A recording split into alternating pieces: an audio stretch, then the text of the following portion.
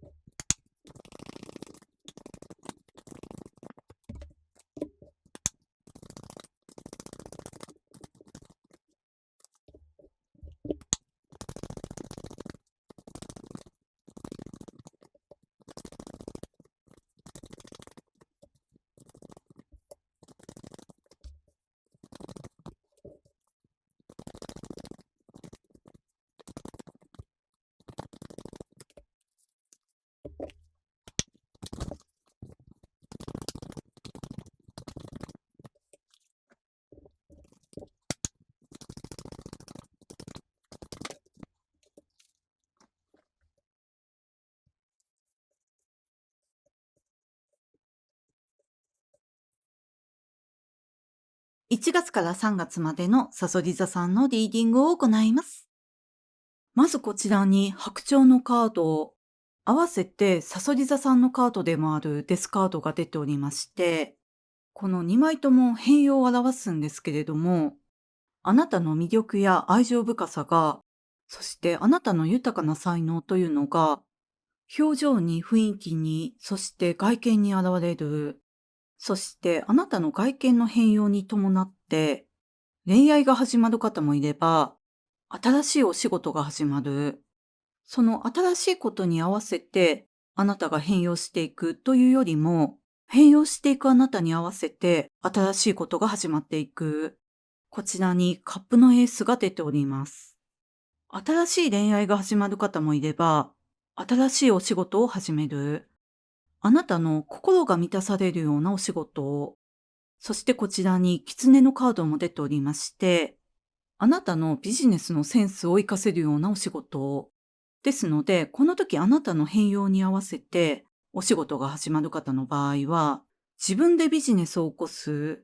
もしくはフリーで活躍をする、自分で自分をプロデュースしてビジネスを起こすというのにとても向いている時だと思います。そして恋愛が始まる方の場合も、すでにお相手がいる方の場合も、この時は1対1の関係というのが際立つ時で、こちらにワンドの3も出ておりますが、その1対1の関係を始める、深めていくために、この変容した、もしくは変容の途中のあなた自身が、自ら行動を起こしていくと思うんですけれども、それは例えば自分から告白をする、自分からプロポーズをする、自分からいろんなところにお相手の方をデートに誘っていく、そういうふうに自分からアクションを起こしていくというのが、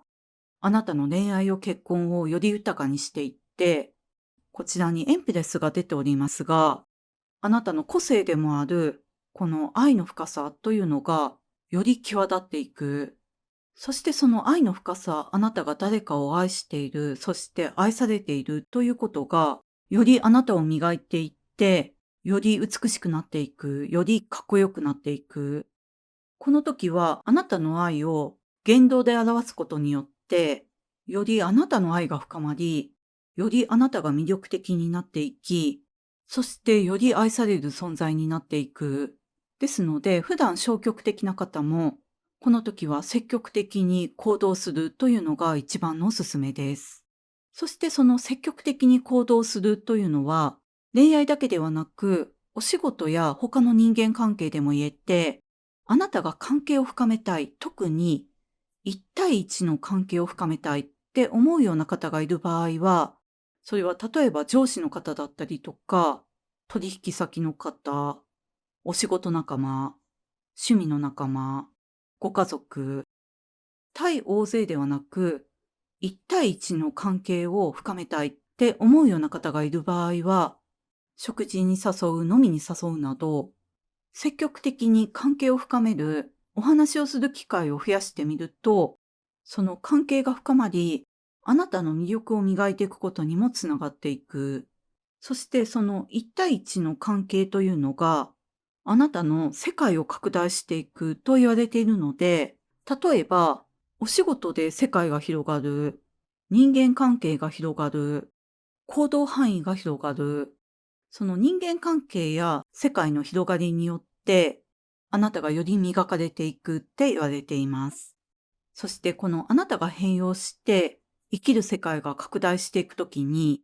大切な人との一対一の関係が深まっていくときに、注意していただきたいことがいくつか出てるんですけれども、まずはこの爪のカードを自分からリスクを取らないでくださいって言われています。リスクを取らなくても、あなたが誰かに話しかけるだけで、行動範囲を広げていくだけで、心が満たされるものや、心が満たされる関係が手に入っていく。なので、自分からリスクを冒さない。この変容とリスクで、一番最初に思いついたのが美容整形なんですけれども、リスクを冒して整形をしなくても、この時のあなたは、美しくて優雅な白鳥に変容できる。こちらに同じカードデッキから涙のカードが出てますので、リスクを冒すと涙を流す結果になる。リスクを冒さなくても、この時のあなたは大きく変容できるので、どうかリスクを冒すようなことをしないでくださいって言われています。そしてこちらにカップの6と7が出ておりまして、この世界が広がっていくときに目移りしてしまう可能性があると言われています。その目移りというのは、恋愛の場合もあれば、勉強や趣味、お仕事の場合もあると思うんですけれども、こちらに月のカードも出ておりまして、先が見えない不安から目移りしてしまう。例えば勉強の場合だと、楽な方に逃げてしまうとか、本当は勉強しなきゃいけないのに、ゲームばっかりしてしまうとか、そういう目移りしてしまったり、何かに逃げそうになった時は、この一対一の関係というのがあなたを助けてくれる。あなたの世界を拡大してくれるとともに、あなたに大切なものを思い出させてくれる関係。この原点を思い出させる関係というか、今回木が描かれているカードが3枚出てますけれども、特にこのカップの6では根っこの部分まで描かれてますが、その根の部分を思い出させてくれる。原点を思い出させてくれる。どうしてそれがしたいのか、本当に大切な関係は何なのか、大切な人は誰なのか、そういった大切なことを思い出させてくれる人がいる。リスクを冒さなくても、こうしたらうまくいくよというようなことを助言してくれる人もいると思いますし、